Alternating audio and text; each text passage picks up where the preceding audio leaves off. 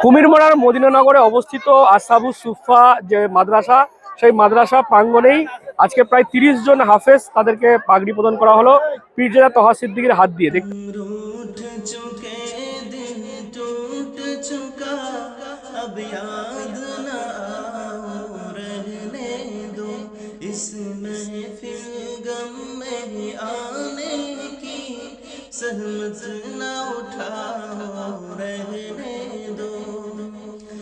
দেখতে পাচ্ছেন আমার পিছনেই যে অনুষ্ঠান মঞ্চ, সেখানেই যেমনটা আসহাবুস সুফা মাদ্রাসা কর্তৃপক্ষ জানাচ্ছে প্রতি বছর তারা এই অনুষ্ঠান করে থাকে।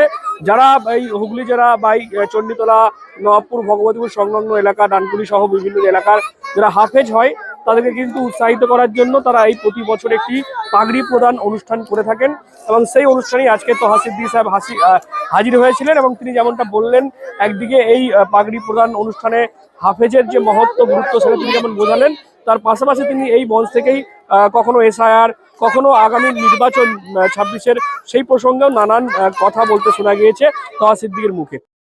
দেখেন, এটা হচ্ছে চণ্ডীতলা থানা, মোল্লারচক, কুমিরমারা। আসহাবে সুফা হাফিজিয়া মাদ্রাসায় প্রতি বছরে নাই এখানে বাৎসরিক ছেলেদের মাথায় পাগড়ি দেওয়া হয়। মাশাআল্লাহ, এবছরে 30টা হাফেজে কোরআনের পাখি এদের মাথায় পাগড়ি দেওয়া হলো। এদের জন্য দোয়া চাওয়া হলো এবং আল্লাহকে দোয়া চাই প্রত্যেকটা মুসলমানের বাড়িতে ঘরে ঘরে একটা করে হাফেজ যেন আল্লাহ, একটা করে আলেমকে আল্লাহ যেন আল্লাহ জন্ম দেন এবং সেই জায়গা থেকে আল্লাহ হাফেজ আলেমকে এই দোয়া চাই। আর হাফেজ আব্দুল রব সাহেব তিনি প্রচেষ্টায় এখানে একটা মাঠের মাঝখানে একটা মাদ্রাসা গড়ে আজকে 30টা হাফেজে কোরআন ছাত্র তা পাগড়ি দিচ্ছে। এটা বাংলার গর্ব বলে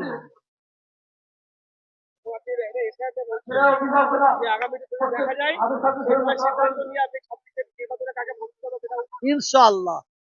এশার নিয়ে তো মুসলিমদের, বিশেষ করে বাংলার মানুষদের বহু হ্যারাস করছে, এটা তো সবাই জানে। তো এশার যে যা করতে নিরপেক্ষ ভাবে যে এশার তৈরি করা হয়, তো একটা মুসলিম তারা বাদ যাবে না। কেন? আমাদের বাপ দাদু 14 পুরুষ, আমরা এই মাটিতে জন্ম, এই মাটি দিয়ে আমাদের জন্ম, এই গাছের আমার ফল।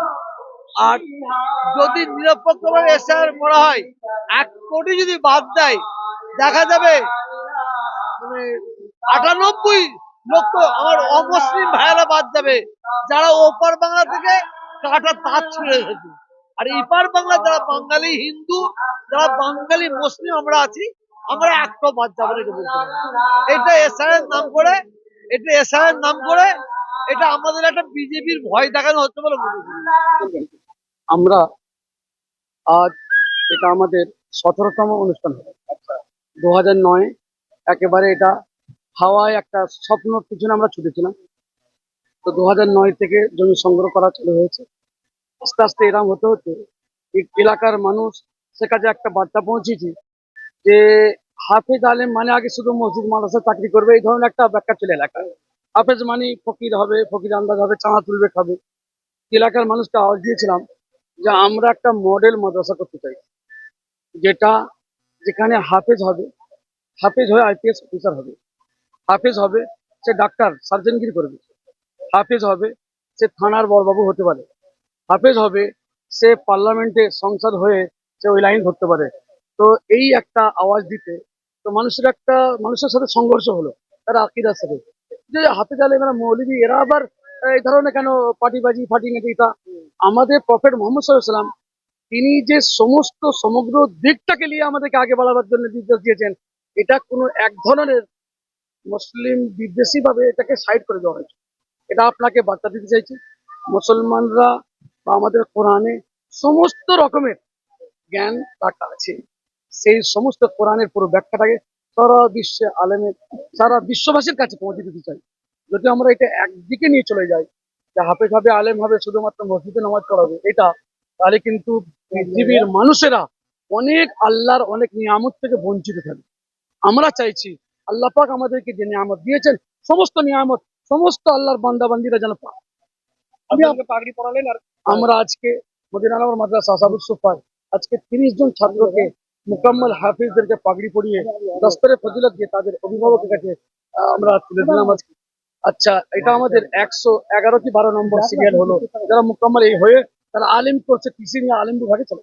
পাশাপাশি এই যে আসহাবুস সুফা মাদ্রাসা রয়েছে তাদের যারা কর্তৃপক্ষ রয়েছে তারাও কিন্তু এই অনুষ্ঠানের পাশাপাশি তারা যেমনটা জানাচ্ছেন আগামীতে কিন্তু এসআইআর যদি কোনো রকম কারো বৈধ ভোটারদের নাম বাদ যায়, বিশেষ করে সংখ্যালঘু সম্প্রদায়ের, তাহলে কিন্তু তারা কোর্ট থেকে শুরু করে যে লড়াই সেই লড়াই তারা চালিয়ে যাবেন।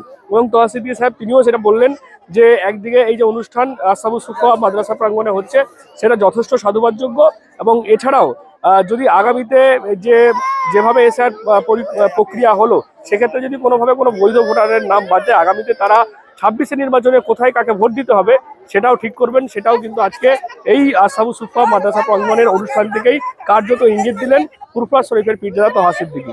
আপনারা কি বলবেন এই বিষয় নিয়ে? অবশ্যই কমেন্ট বক্সে এরকম আরো খবর নজর রাখুন। ডিএনএন বাংলা সবার মনে সবার ফোন।